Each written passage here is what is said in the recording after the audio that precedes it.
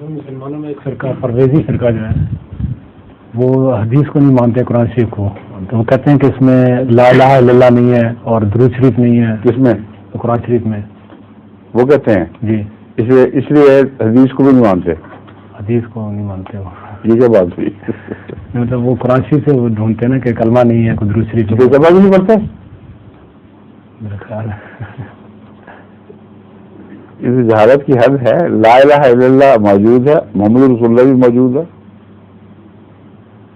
اور وہ جو منافقون والی صورت میں اس کا حوالہ دے رہا تھا، وہ اللہ تعالیٰ اس میں فرماتا ہے کہ یہ منافقین تیرے پاس آتے ہیں، گواہی دیتے ہیں کہ تو اللہ کا رسول ہے، اللہ جانتا ہے کہ تو اللہ کا رسول ہے، تو گواہی کی تصدیق بھی فرما دی۔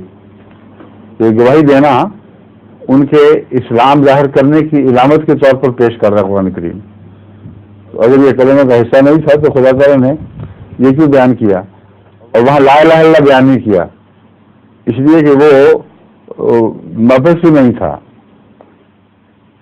لا الہ زیر بحث نہیں تھا۔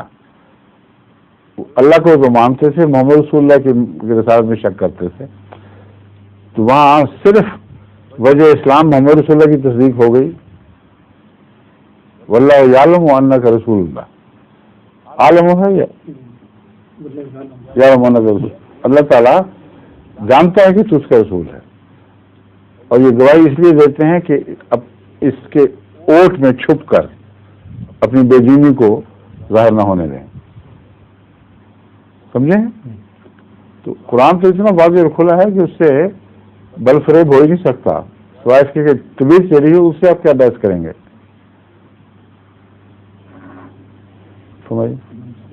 ظہور مہدی آخر زمان